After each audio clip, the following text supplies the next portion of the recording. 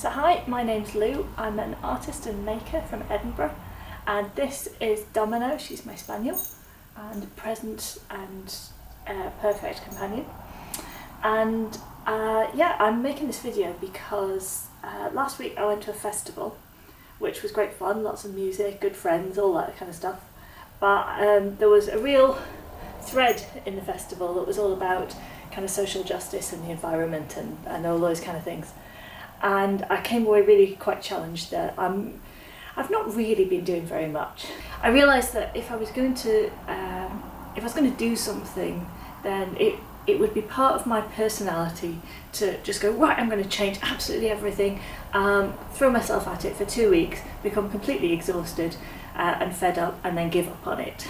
So I decided that rather than see it as something like a big lifestyle change that feels like too big a challenge to take on, that I'm going to try and just change one thing at a time. And so I'm looking to make changes in my life that are less toxic for the environment and less toxic for people too. And that's going to involve some small changes, some big changes, but yeah, just do one at a time, and then slowly over time see that it's made a big difference. And because I'm doing it slowly and one thing at a time, hopefully it'll be sustainable in the long term, and it'll be something that I can keep on doing and won't get jaded with or fed up with. And yeah, I'll be able to do it realistically. So I'm tagging the things that I'm doing on social media with the hashtag makeonechange, and I'm doing that to allow people to call me out on things, so to ask how it's going, and to give me some encouragement, and if other people want to use it too, then that would be great. So I want to show you a few things that I've done recently that hopefully are along those lines. First of all, you may have seen a video I made a couple of weeks ago where I made little reusable cotton pads. Well, they're not cotton, they're bamboo. Domino likes them. Yeah, they're not for eating, they're not for dogs. But yeah, I've been using these to take off my makeup, and then I've stored them in this little jar which I got from H&M Home. Cost about £3 or £4. And yeah, and I found that just a little bit of soap and water, and leave them to soak, and they clean up perfectly nicely. So I've been using those, and there's a video on how to make those a couple of videos back.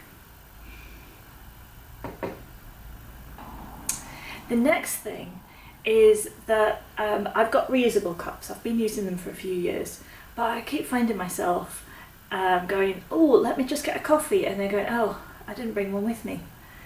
And I realised that that's because they're quite bulky, and I don't carry them around as a rule. So if I know I'm going to go somewhere and get a takeaway coffee, then of course I'll take one with me, but a lot of the times it doesn't really happen like that.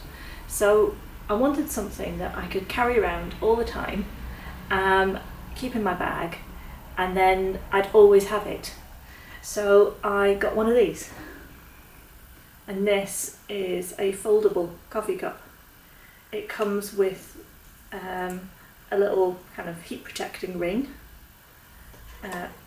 The lid unscrews like this, and then the rest of the cup excuse me, is silicone, and it folds out like that. There we go. And the holder goes back on here. Get your nose out of it. And then you put your drink in there, and the lid just screws back on the top. And it's got a little movable piece there that you can seal it up and move it out of the way. It came with a straw as well, but I'm never going to use a straw, so I don't carry that around with me. And then when you finished it, you can take the the ring off, fold it back up, that pops back inside, and then the lid goes on.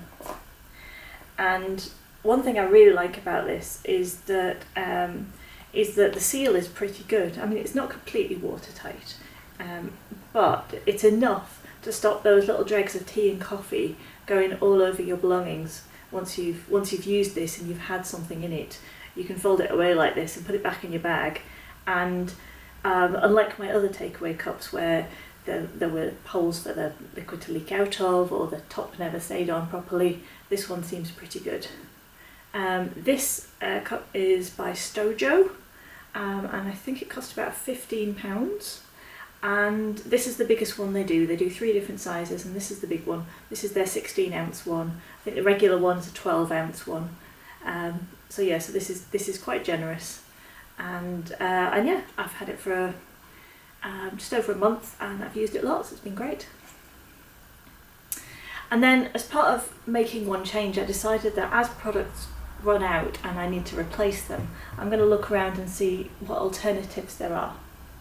And so this is the moisturiser that I have been using for the past year or so, and it's Neutrogena Hydra Boost, and it's been pretty good. But it comes in a plastic pot with various different types of plastic in. It's very hard to recycle. So I thought I'd see what alternatives there were. And I found some in glass pots, but they still had plastic lids. And then after doing a bit of research, I realised that Lush did some facial oil bars. So I thought I'd try one of those out. And it comes completely unpackaged. So yeah, so this is what it looks like. It looks like a little bar of soap. And what you do is you rub it in your hands, and it leaves like an oily residue on your hands, which you then transfer to your face. Or you can rub it straight on your face and smoosh the oil around. Now this was £10 for the bar, and then because I didn't want it to melt everywhere, I got a little tin for it, and the tin was £2.50. But obviously I can reuse this once the bar runs out. And they did various different types. And I actually went into the Lush shop to buy this, and they have plenty of staff. So one thing about Lush is that they are very, very keen to tell you exactly what everything is and to give you advice on the best thing, and you just have to be in the shop for 30 seconds before somebody is there kind of offering you their advice and help. And yeah, so after a little bit of consultation about what kind of skin I had, I ended up with this one, which is the Amazon Primer Bar. It's a slightly green colour, so they said it helps reduce redness in your face, which is always good. And you can wear it as a primer underneath makeup. I've got combination skin. It's not particularly troublesome, and I prefer a lightweight moisturiser, so this is the one they recommended for me. I've used it for 2 days so far, so I'm not going to give you a full review on it because I haven't really had a chance to test it yet. But yeah, so that's my start. So one of the things I wondered was how much difference this is going to make in price, because I tend to think that environmentally friendly products can actually take a lot more time, and they cost a lot more money. And so this bar from Lush costs £10, and it's 20-gram bar. This pot of moisturiser is a 50ml pot, and it cost me £12.50. So a little bit more expensive. This usually lasts me about 2 months. So I think the big question is not how much product you get, but how long is it going to last. So I'm going to see whether this will last me 2 months or longer, and if it does, then it would be good value for money. So I've got a few ideas for other things that I'm going to do, other changes that I'm going to make, and I'm not looking to replace products until the ones I've got have run out. So there are things that I may never get round to, but if you have suggestions for things that you've been using and like using, then please do leave them in the comments down below. I've already been receiving a fair few comments from my friends who have already tried things like making their own soap at home, and using soap nuts and all sorts of things. So I'm gonna slowly work through them and let you know what I think and how they work and how do they compare price-wise to their other alternatives.